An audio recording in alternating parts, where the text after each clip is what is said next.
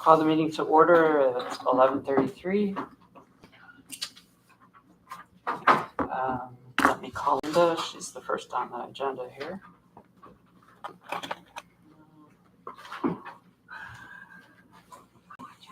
All right.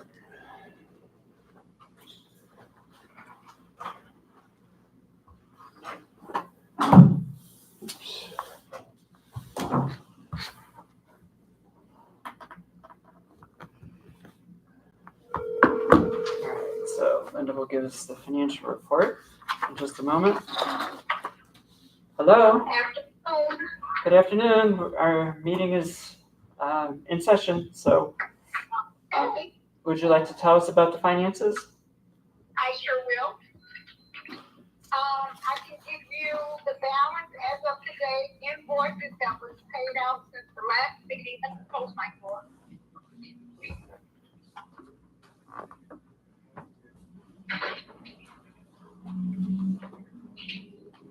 Balance as of today is $6,362.39. $6,362.39. Invoices checked out since last meeting. Arts and Image invoice 588.14. Invoice for Silverstone Garden 1,705.30.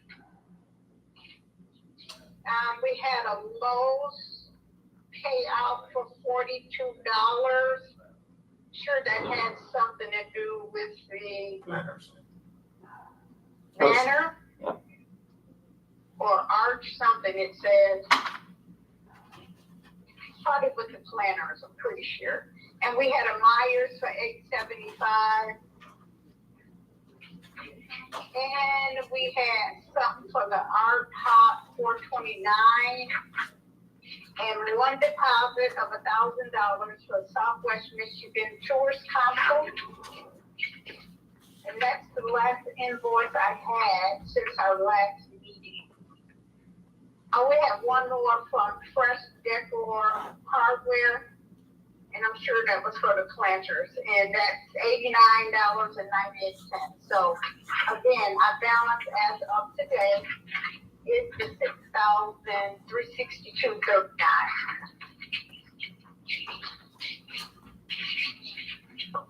All good? Any questions?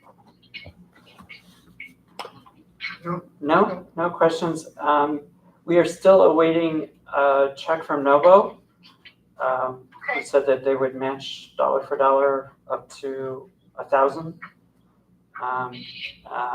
I've sent them an invoice, but I've not heard back yet. Okay. So, And then Nobles, okay. Yeah. I can contact her today if you want. If you have a moment, that would be great. Maybe they just set it aside because they were busy with Pride. Okay, thank you. Moving on to marketing, promotions. Our chair is not able to attend today, and we don't have an updated report as a result. Same with the artwork for the Welcome Center. I don't remember what that was. A banner, a new banner that we're coming up with the Welcome Center. Yes. Okay. It was supposed to be a branded banner that was going to be designed by the committee. So hopefully we'll get that together. Also, I thought for the Michigan Main Streets and Welcome Center that we would try to come up with a schedule, but so that people can volunteer if they want to help with that, learn more about Michigan Main Streets, and also help put together the historic district. So I have Richard down as my co-committee member, but would any of you be interested in being a part of that? What is it for outreach for the Welcome Center scheduling? Well, the schedule, no, it's not the operational schedule, but it's to work on the Main Streets program, to, first of all, to learn about it, because all the board members are not up to speed on what Main Streets is.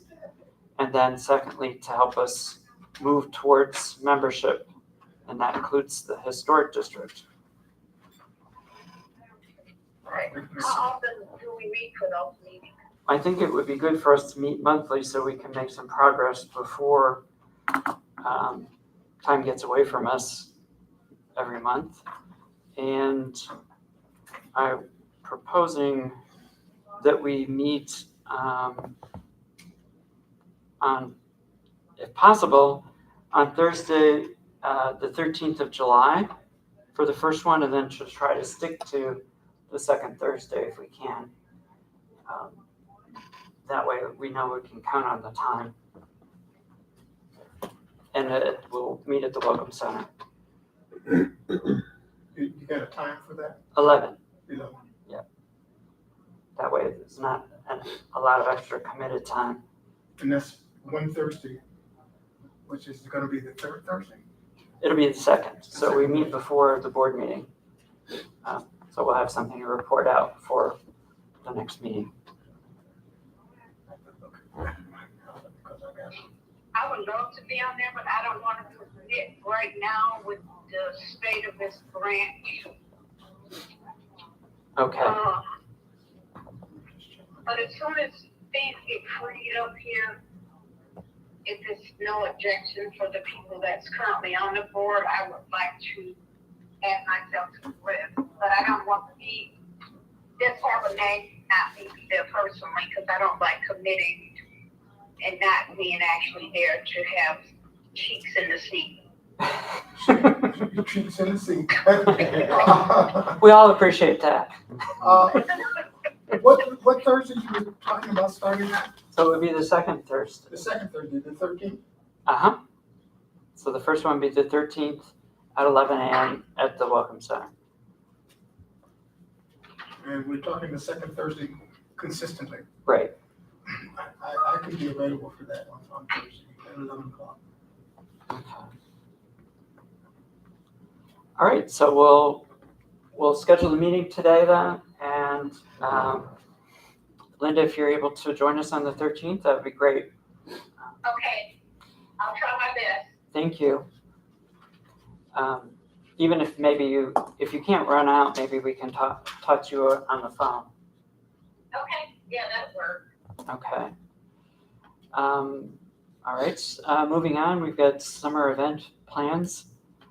And Deidre has been talking to some people around town, and maybe would you like to fill us in, Deidre? I haven't been talking to people around town. Well, about an idea.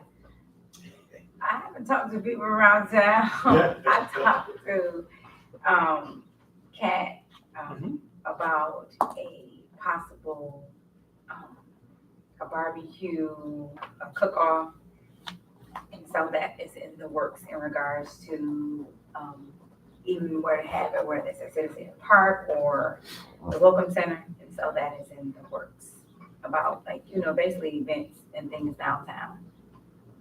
Do you need anything from the board as far as support for anything I don't know at this yet. point? Okay. I don't know just yet. We actually meet today.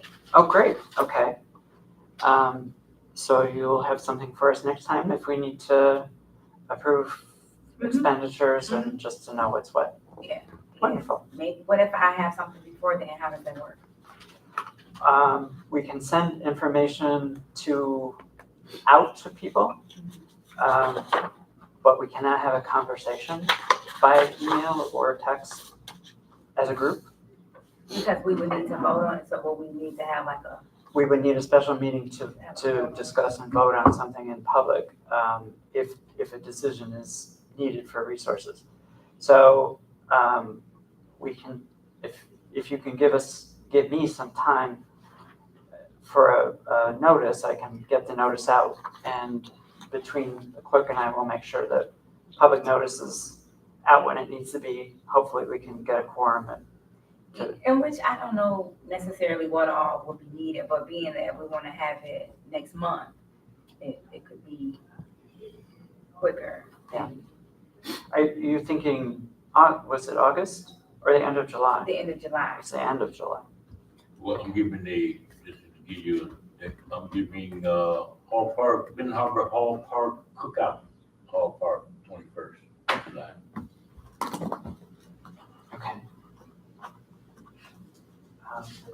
I think the little detail I know about what Deidre's talking about is a different kind of thing. Yeah, No, so. So let me know these about will the kind date. of complement the each other. 21st. Yeah, And so, date-wise, it'll work out nicely. 'Cause- and the whole goal of, because when me and Kat were talking about different events to have, and that was one of the ideas that she brought up, and that we both, have been thinking about, but I was even thinking about it more farther along than she was. So she was thinking in regards to township and different barbecue businesses actually getting, attention, so that people can actually test the food and try it out.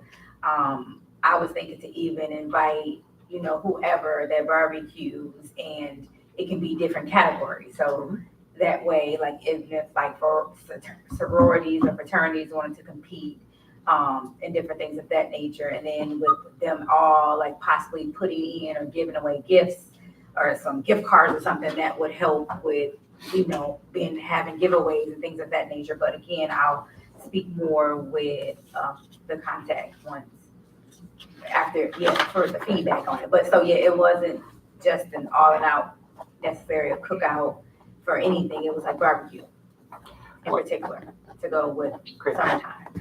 One thing that would be helpful for us as a board would be if there's some way that we can raise some money as part of whatever's taking place. So not that we have to make any decisions or talk about it today, but we need to replenish our cash stocks for some of the other expenses we have, like, ongoing utilities and rent and all that stuff. So we don't currently have a source that's going to carry us all the way through the end of the year. So that would be Okay. helpful. Okay. So we'll look forward to your report next time. And Planning Commission update, I'll just keep it very brief. The Planning Commission is continuing to meet and discuss the master planning process. There is a 70% draft of the plan, which will be released to the public after or at the next Planning Commission meeting, which will be July 11th because of the holiday. So board members who would like to attend, it should be an interesting meeting with a presentation by the consultant. It takes place at 1 here in City Hall in the chambers. And this plan that's being released, if it's adopted by the Planning Commission, and then it would be referred to the City Commission for their approval. And there will be a town hall meeting later that day, also July 11th at 6, that'll take place at the public library, where there'll be an opportunity for conversation around whatever's being released. So people will have an opportunity to get feedback or to give feedback in an unstructured, less structured setting. So that will begin a 63-day period for the public to submit final recommendations that they want to make about any of the things that are in the plan. So it's not a done deal until the end of the 63 days. So for people who are involved in various things in the community, please get the word out that we want the input. The 50% plan is still on bestbentonharbor.com website, and that is available to anyone to look at. The 70% plan won't be a whole lot different from what's there, but there will be some updates, and we'll release that to the public as soon as we can. So people will have a chance to look at it and respond. Yes? Do I have to stay here to the end? Do you have anything you want to tell us about what's happening in Brownfields? No, because the meeting, I was there, but I was late. So, Mr. Little probably know better than I did, even if I was there.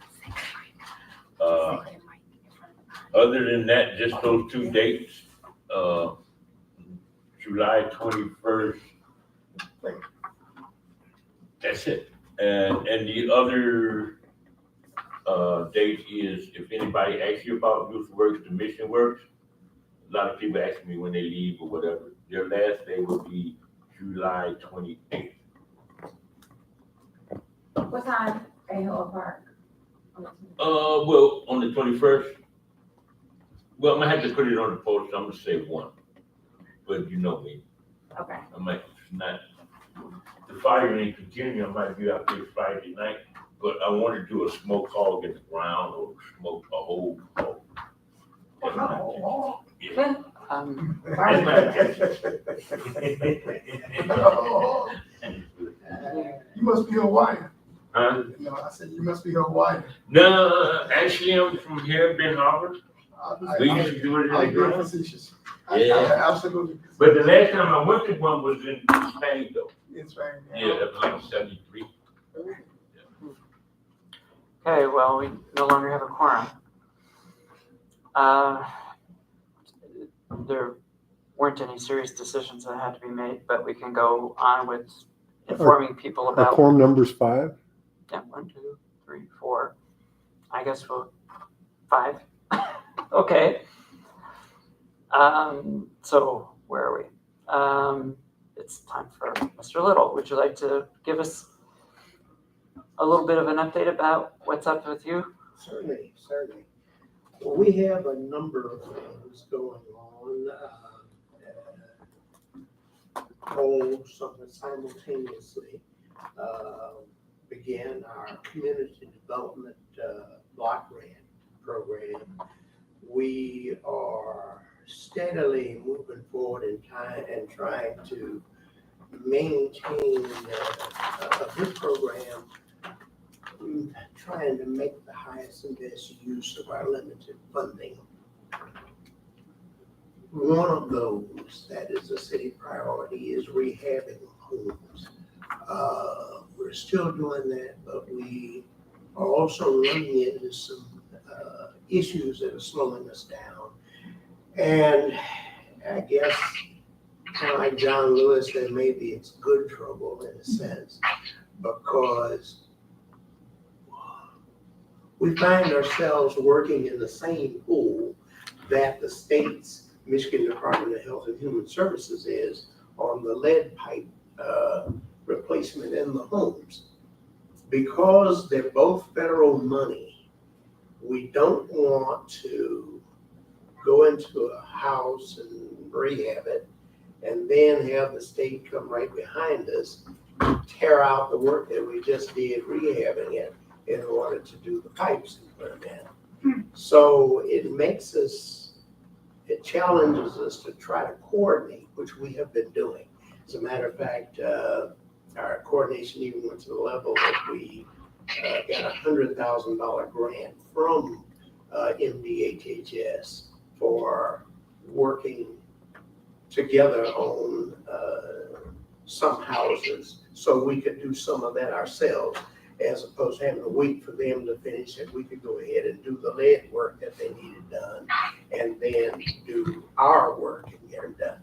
We did 3 houses this past 12 months on that program. One of them, I think, was 1221 Jennings, 356 Pipestone, and 9 something. I forgot the other one. But in any event, Hood was here week before last doing their monitoring visit. They had 2 people here full-time the entire week. They reviewed all of our processes and record keeping and whatnot, had us pull documents for them to review. They reviewed the records on the Community Action Agency and the work that they did, the documentation. sample the process that we use for determining eligibility and all of that.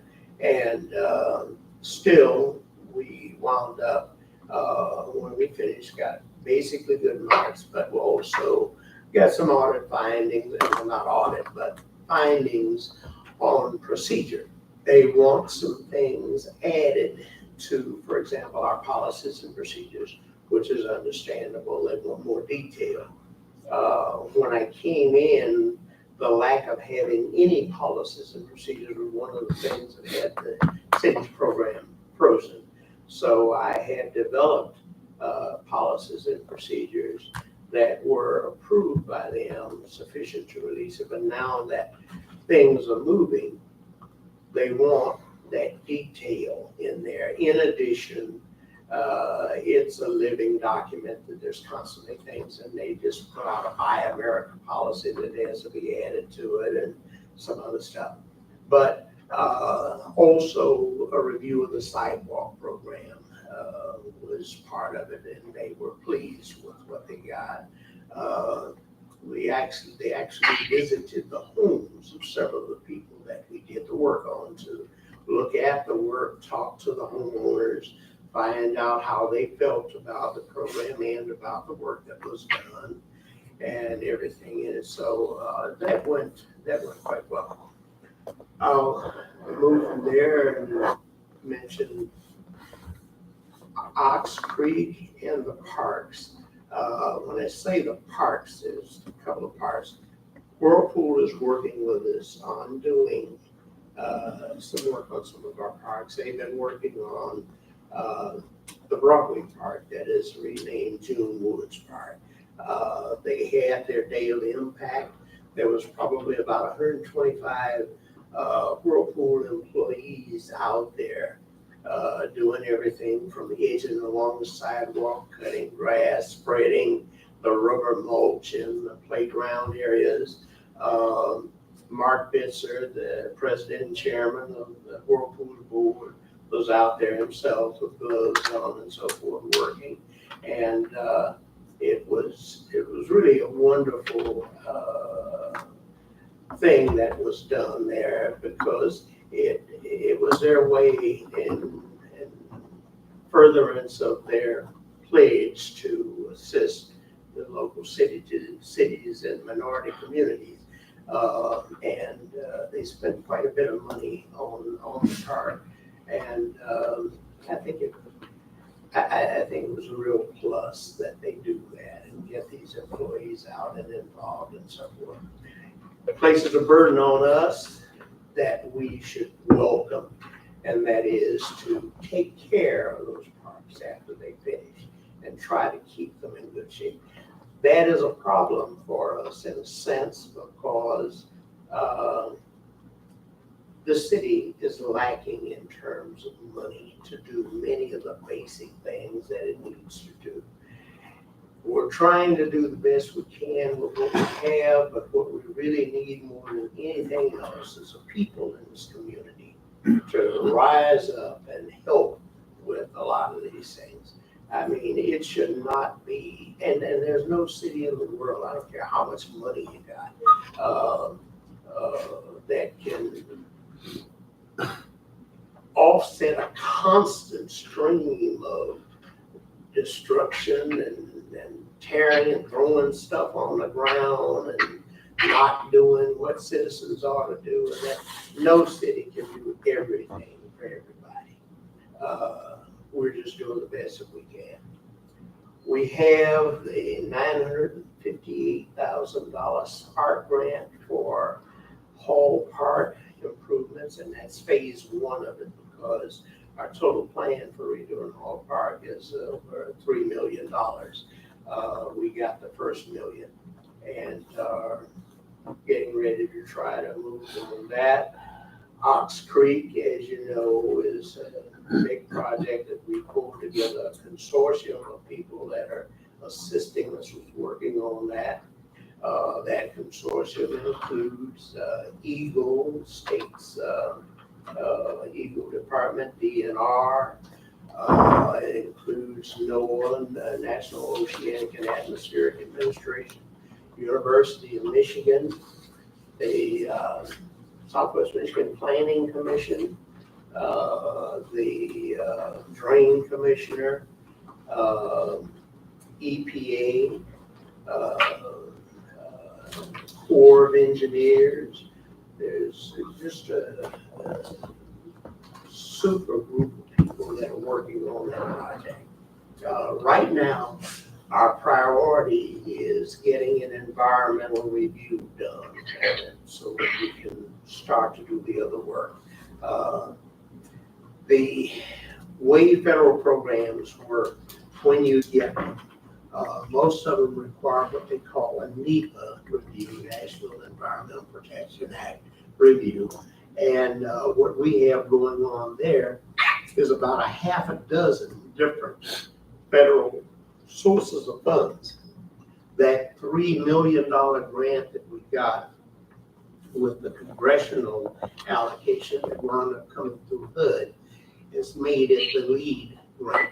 So we're working it through HUD, and what we're attempting to do, and we've got some technical assistance out of a gentleman that was a former head of environmental review for HUD for 15 years for Region 5. We're asking him to help us to get this done in such a fashion that it can satisfy the NEPA requirements for the NOAA grant, for the SPARK grant, for the EPA grants, and all of them at one time. Because this is going to be a very complicated environmental review. I don't know how much you know about them, but when they do them, they look at everything from soil samples, information on any kind of contamination, noise impact on that area going back to a certain distance, the distance from the airport and all this kind of stuff. But in any event, the primary point I mentioned in that is that the other grants, including even doing the work on Hall Park, is held up until we can get that environmental review underway and discussions going with all of the parties there as to when and at what point we can begin to do some of the things without getting in violation of any of their. And it's very important to us because we know this project's going to wind up probably costing upwards of $20 billion to get done. So there are a lot of other grants that are in the process that are going to come along for it. We had a Saturday before last, I believe, one of the citizen engagement sessions where the architect from University of Michigan was down with one of his people helping. They did a little picnic in the park. Jerry was out with them. They had pictures to show people of what the preliminary plans are, Fox Creek and the park itself and that kind of thing, and got input from people and so forth.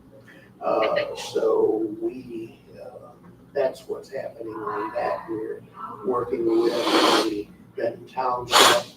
I anticipate we'll be having the school district involved at a point soon too, because they own a lot of property along there.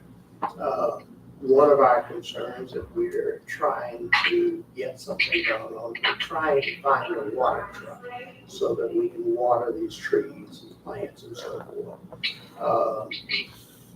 Right now, we're using the common youth workers to try and clean up several of the parks. We're going to be putting a crew together that we're going to be mowing and trying to maintain the parks and so forth. We want to get some more trees out, but that makes sense until we can get the ability to water them and keep up with them.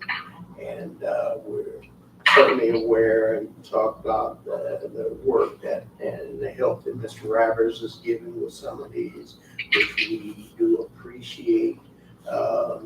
We discussing how to make sure that we can somehow keep going with the things that he's trying to do. And that brings me around to another subject. Let me mention, the DDA is something that's very near and dear to my heart, and I know the city recognizes the potential for the good that it can do. I recognized it years ago when I first created DDA, and I can tell you back then, and we had funding capacity at that time. We bought these parking lots with it. We put $300,000 of DDA's money into the Benson over there in order to open it up and start to reuse it until it got sold out from under us. But we did a lot of things to the benefit of the city. In fact, I recall at one point where the city had need for a fire truck. We bought a fire truck through the DDA to service the Downtown Development Authority area, gave it to them and said, hey, the whole city is attached to the DDA, so you know, how do we need to?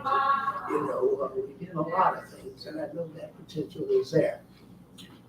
Right now, I recognize that there's a certain amount of frustration with the city because of some of the things that it does not or cannot do.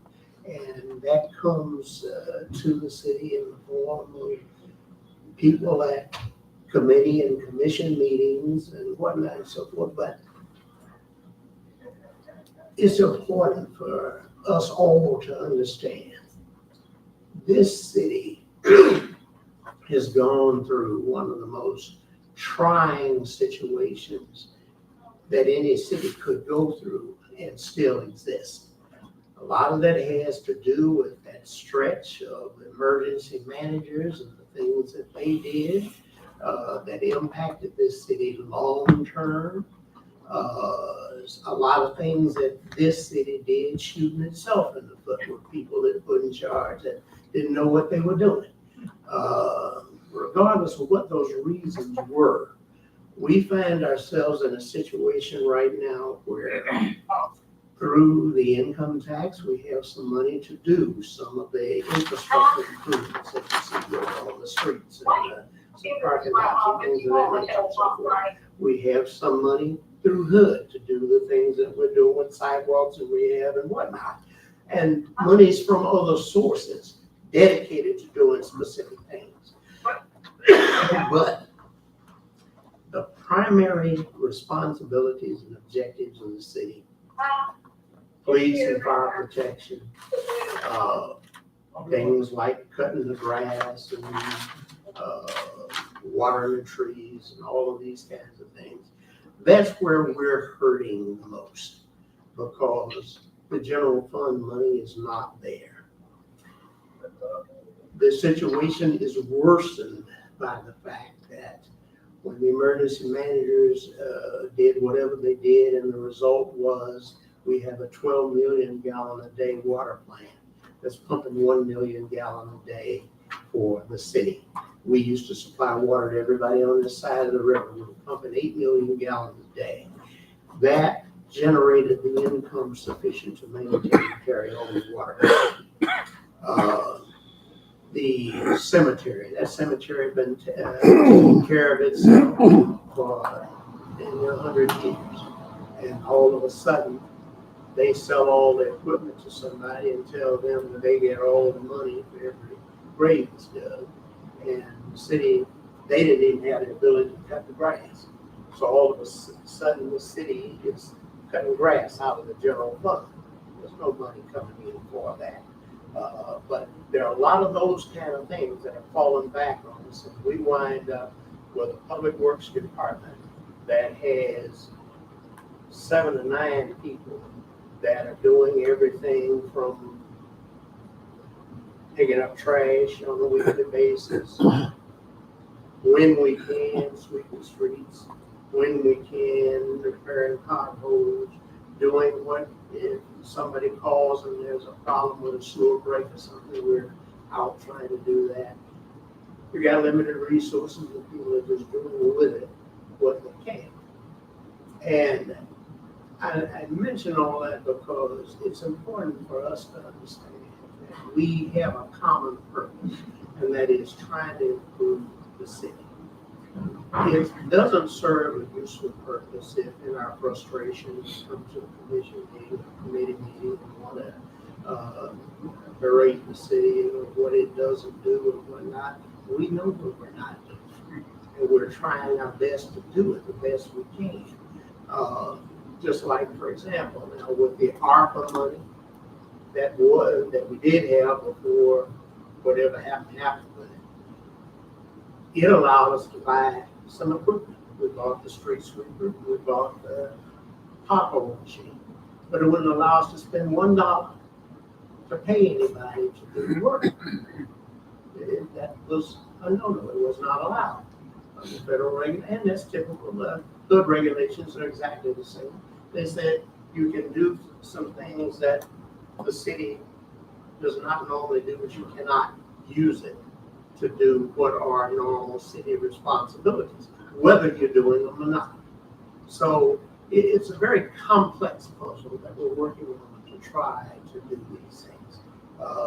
Sure, the city is not perfect in all the things that it does or does not do, but at the same time, we are doing our best. For example,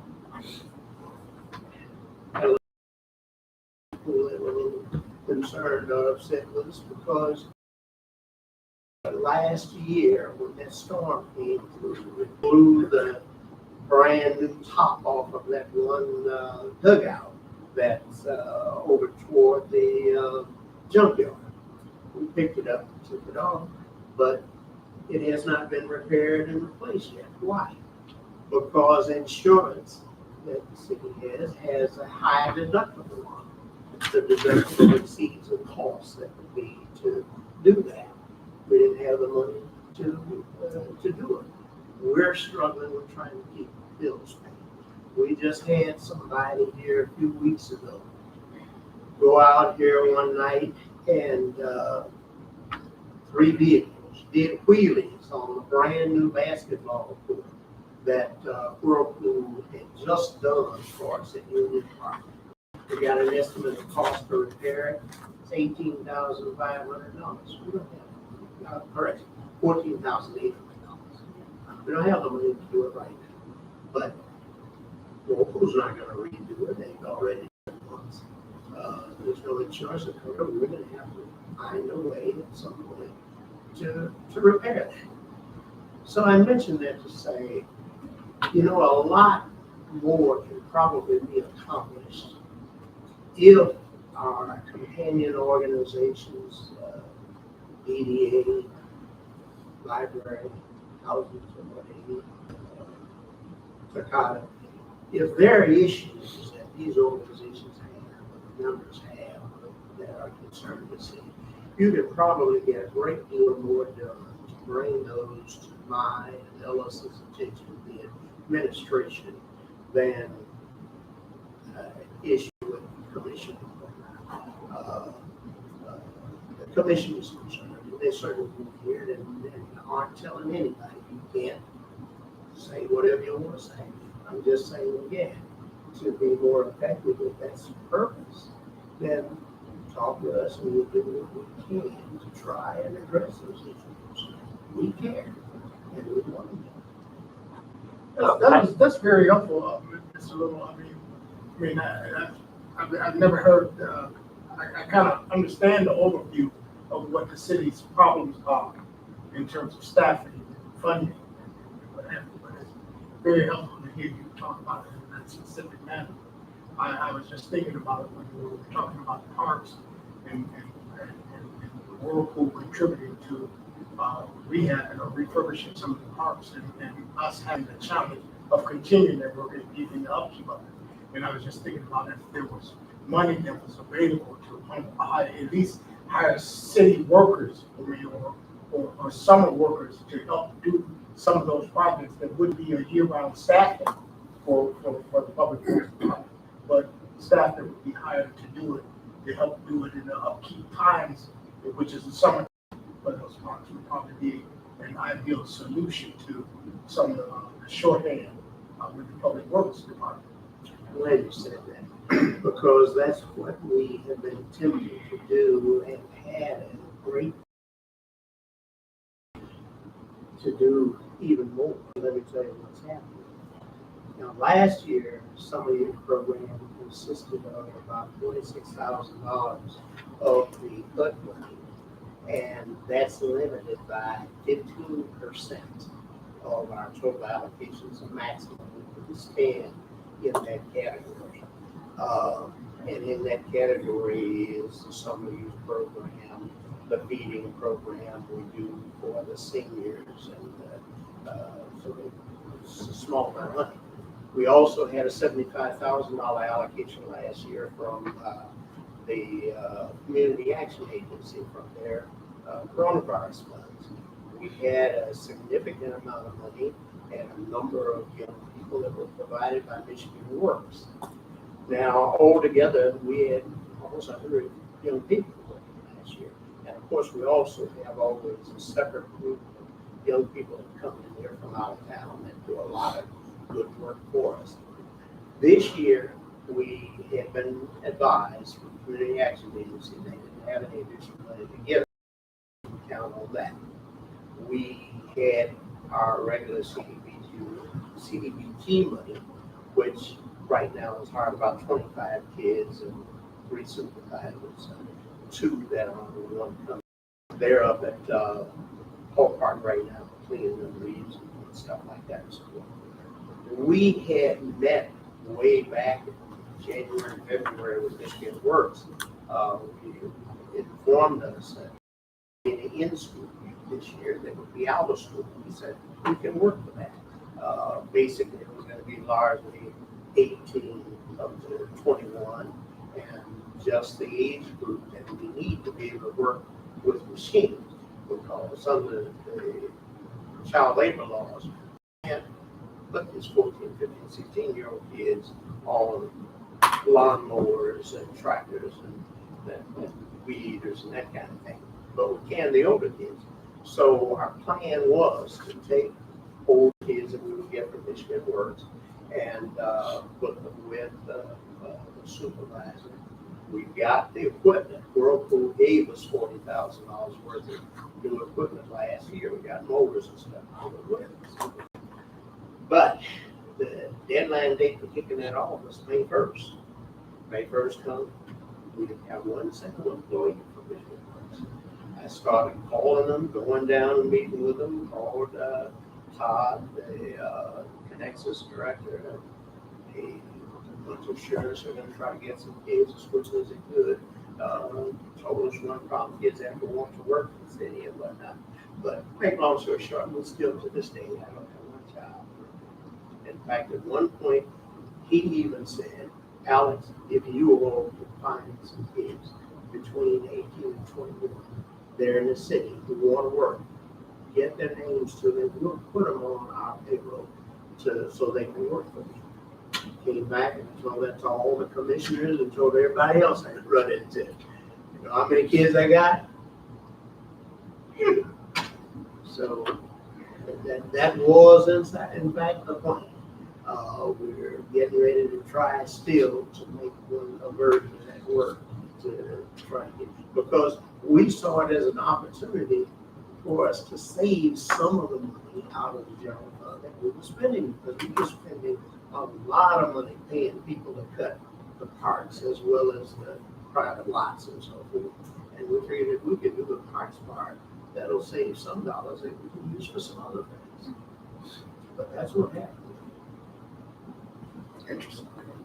Well, thanks for the update. I think it might be helpful if Richard and I could meet with you to talk in more detail about some of the things that come up regularly, to figure out what strategy we can come up with to organize solutions if they're available, or at least an understanding of what can or can't be done, and strategies to work around whatever the situations are. But